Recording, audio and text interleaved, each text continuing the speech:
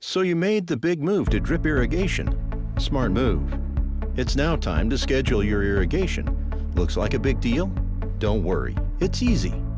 Actually, irrigation is all about balancing water availability in the soil. Soil has a capacity to hold water, and plants consume that water.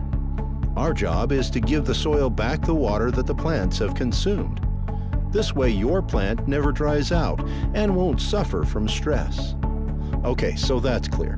We need to apply the amount of water the crop is consuming in order to stay balanced. But how do we calculate field's water consumption? The water consumption of a field is called evapotranspiration, or ET for short. ET is the sum of water that the plants consume by transpiration along with evaporation from the soil. ET is calculated based on meteorological data considering temperature, humidity, wind speed, and radiation. But every plant will transpire a different amount of water, no? Yes, the water consumption of a specific crop in a specific field is called ETC. To find the ETC, we follow a simple equation. Don't worry, it's really easy. Let's take it step by step.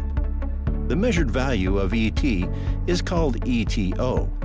This represents the evapotranspiration from a standardized vegetated surface of grass. Where do you get the ETO values from? Either from a weather station located in your farm or from the Netafim ETO application. So how do you move from a reference grass to your crop in its specific growth stage? Each crop in every growth stage has a factor called Kc.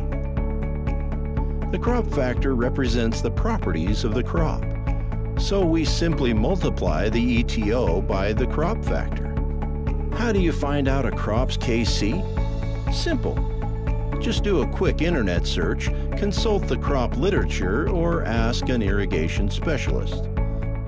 So in order to work out the actual water consumption of your crop in a specific field at a specific growth stage, that is, to get the ETC, we simply multiply the ETO by the crop factor. Here's an example. Let's say you have a cotton field. According to the local weather station, yesterday's ETO was 6.5 millimeters. The cotton in the field is at growth stage, vegetative growth. And according to the Kc values, your Kc is 0.2. Now we do the math. An ETO of 6.5 millimeters multiplied by a factor of 0.2 equals 1.3 millimeters. And that's your cotton field's actual water consumption for yesterday.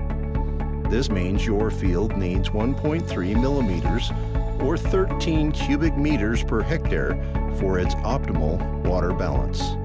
ETC is a dynamic value because the ETO changes daily according to the weather, and the Kc changes periodically according to the crop growth stage. Now what happens if you're not irrigating daily? In this case, you need to sum the ETC of the days since your last irrigation event. The sum is the amount you'll need to irrigate. Now you know more about precision irrigation. It's time to irrigate.